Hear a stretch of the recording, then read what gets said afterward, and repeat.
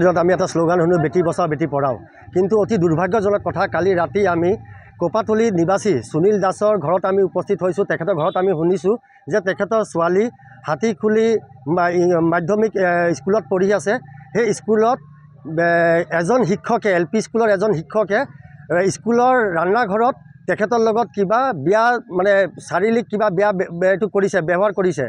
আজি আমি শুনাৰ লগে লগে আমি ধলা থানাৰ OCৰ ওচৰত আহিছোঁ। তেখেতক আমি এটা এজাহাৰ দিছোঁ। এজাহাৰৰ ভিত্তিত কালি ৰাতি একো একশ্যন হোৱা নাই। আজি ৰাতিপুৱা যেতিয়া SP ছাৰ আহিছে, আমি এটা মেম'ৰাণ্ডাম দিছিলোঁ যে 24 ঘণ্টাৰ ভিতৰত যিবোৰ দোষী আছে সিহঁতক শাস্তি এটা পাব লাগে। তো আজি OC ছাৰে এতিয়া আমাক মাতি পিনে ক'লে যে এজনক ধৰিছে, তেখেতক উচিত শাস্তি দিব। আৰু আমি সদৌ অসম বেংগলী যুৱ ছাত্ৰ ফেডাৰেশ্যনৰ পৰা অসম চৰকাৰক আৰু আমাৰ SP ছাৰক আৰু ধলাৰ OCক আমি আহ্বান জনাব বিচাৰিছোঁ, এই মেটাৰত যিজন দুখী আছে, যিবোৰ মাষ্টৰে দুখী আছে, যিবোৰ মাষ্টৰে দেৰি কৰিছে, সেই মিছগাইড কৰিছে আমাৰ পৰিয়ালজনক, সেই সকলো মাষ্টৰৰ ওপৰত এটা উচিত তদন্ত হ'ব লাগে আৰু দুখীয়ে শাস্তি পাব লাগে। যদি দুখীয়ে শাস্তি নাপায়, আমি সদৌ অসম বেংগলী যুৱ ছাত্ৰ ফেডাৰেশ্যন তীব্ৰ গৰিহণা, তীব্ৰ ভাষাৰে জংগী আন্দোলন কৰিবলৈ আমি বাধ্য হ'ম। এটা অনুভৱ কৰিছোঁ যে যিবোৰ মাষ্টাৰ আছে, হেডমাষ্টাৰ যদি কিচেন ৰুমত যদি এই ঘটনাটো হৈছে, কিচেন ৰুমৰ চাবিটো তেখেতে ক'ৰ পৰা পালে? কিচেন ৰুমৰ চাবিটো ৰান্ধনীৰ ওচৰত থাকিব বা হেডমাষ্টাৰৰ ওচৰত থাকিব। এই চাবিটো এটা LP স্কুলৰ মাষ্টৰৰ হাতত কেনেকৈ আহিলে? কেলৈ আমি গম পাইছোঁ যে এই কাণ্ডটো যেতিয়া হৈছে তেতিয়া স্কুল বন্ধ হৈ গৈছিলে। স্কুলত তেতিয়া মানে 3টা বজাত স্কুল অফ হৈ যায়। এইটো স্কুলৰ পিছতে ঘটনাটো হৈছে। তো তাৰ ভিতৰত কোনো না কোনোবাটো ষড়যন্ত্ৰ আছে, এইটো আমি অনুভৱ কৰিছোঁ। ছাত্ৰীজনে ঘৰত যোৱা নাছিল, সেই মাষ্টৰজনে ৰখাই দিছিলে। সেই মাষ্টৰজনৰ লগত তেখেতৰ পাকঘৰত কিবা হৈছে, ৰান্নাঘৰত, স্কুলৰ কিচেন ৰুমত কিবা এটা হৈছে। সেই ভিত্তিতে আমি কালি আহি পিনে এটা এজাহাৰ দিছোঁ ধলা থানাত। কিন্তু কালি একো একশ্যন হোৱা নাছিলে। কিন্তু আজি এজনক শিক্ষকক ধৰি আনিছে। আমাক এতিয়া OC ছাৰে আমাক কৈছে যে এজন শিক্ষকক তেখেতে ধৰি আনিছে, তেখেতক উচিত শাস্তি দিব বুলি আমাক এইটো দিছে। নাই, আমাক কোৱা নাই। আমি কালি ৰাতি অকল ইমানে শুনিছোঁ যে তেখেতসকলৰ ঘৰৰ মানুহে আমাক মাতি পিনে কৈছে যে আমাৰ ছোৱালীৰ লগত এনেকৈ হৈছে, ধলা থানাত এটা এজাহাৰ দিছে।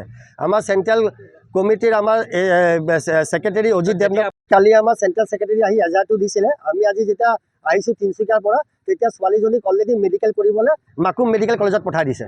ছোৱালীজনীৰ লগত ছোৱালীজনীৰ ভাষ্য আমি একো শুনা নাই। আমি ছোৱালীজনীৰ দেউতা আৰু ছোৱালীজনীৰ ভাইটিয়ে যি আমাক কৈছে, আমি তাৰ ওপৰতে বেচিছ কৰি আমি এজাহাৰটো দিছোঁ। দিনত আমি এটা শ্লোগান শুনো, বেটি বচাও বেটি পঢ়াও। কিন্তু অতি দুৰ্ভাগ্যজনক কথা, কালি ৰাতি আমি কোপাতলি নিবাসী সুনীল দাসৰ ঘৰত আমি উপস্থিত হৈছোঁ। তেখেতৰ ঘৰত আমি শুনিছোঁ যে তেখেতৰ ছোৱালী হাতীখুলি মাধ্যমিক স্কুলত পঢ়ি আছে।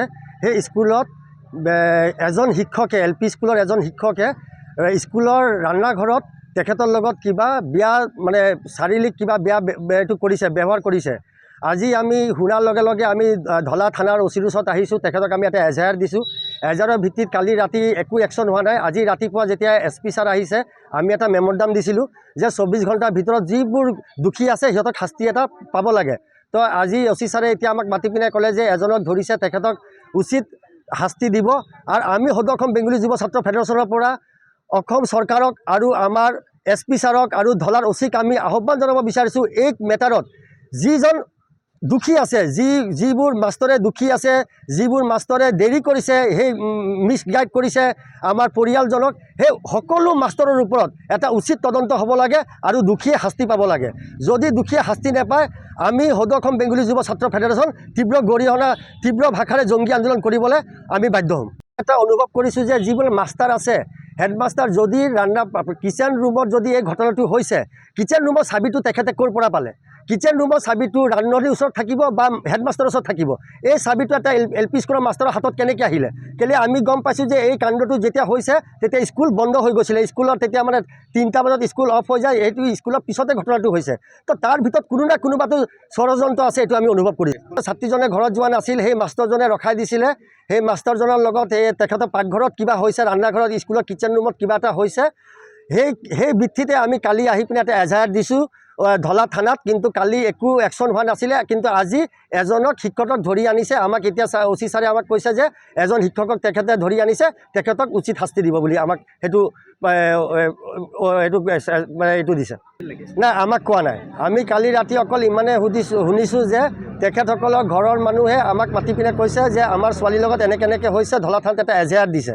আমাৰ চেণ্ট্ৰেল কমিটিৰ আমাৰ ছেক্ৰেটাৰী অজিত দেৱনাথ কালি আমাৰ চেণ্ট্ৰেল ছেক্ৰেটাৰী আহি এজাহাৰটো দিছিলে। আমি আজি যেতিয়া আহিছোঁ তিনিচুকীয়াৰ পৰা, তেতিয়া ছোৱালীজনীক অলৰেডি মেডিকেল কৰিবলৈ মাকুম মেডিকেল কলেজত পঠাই দিছে। ছোৱালীজনীৰ লগত ছোৱালীজনীৰ ভাষ্য আমি একো শুনা নাই। আমি ছোৱালীজনীৰ দেউতা আৰু ছোৱালীজনীৰ ভাইটিয়ে যি আমাক কৈছে, আমি তাৰ ওপৰতে বেচিছ কৰি আমি এজাহাৰটো দিছোঁ। যিকোনো খবৰৰ বাবে যোগাযোগ কৰক 7099017330 লগতে 7099017110 নম্বৰত।